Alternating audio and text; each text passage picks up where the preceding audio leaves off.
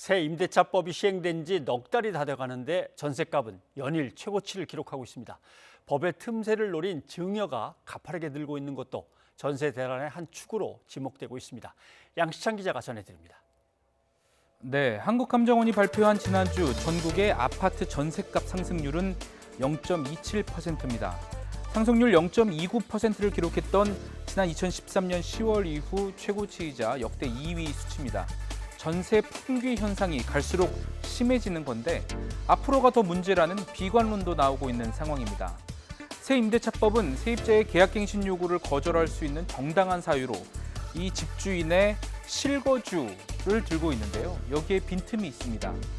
임대인의 직계 존속과 직계 비속을 포함한다는 부분입니다. 쉽게 말해서 딸이나 아들이 거주해도 된다는 것이죠. 여기에 다주택자들이 이른바 증여 러시까지 맞물리면서 전세 공급 부족 사태를 악화시키고 있다는 지적입니다. 다주택자들이 증여를 통해서 실거주 요건을 채우니 세입자들을 위한 전세 매물이 나오지 않는 매물 잠김 현상이 일어나고 있다는 겁니다. 실제 아파트 증여가 얼마나 늘었는지 볼까요? 최근 10년 동안 이 아파트 전국의 증여는 가파르게 늘고 있습니다. 올해는 9월까지만 집계된 건데도 이미 지난해 건수를 뛰어넘었습니다. 전문가의 분석을 들어보시겠습니다. 증여를 하게 되면 한 세대로 한 공간에서 거주하시던 분들이 여러 채의 거주 점유를 하게 되는 거니까 기존 재고 시장 쪽에서 전세 계약 가능한 물건들이 줄어드는 상황이 벌어지는 게 맞아요.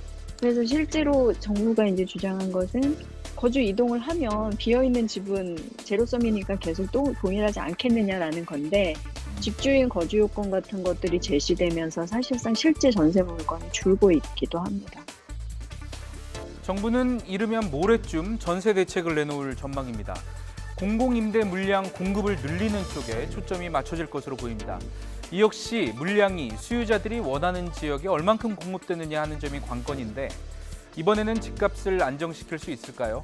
정부 발표를 지켜봐야겠습니다. 뉴스가 있는 저녁 양시창입니다.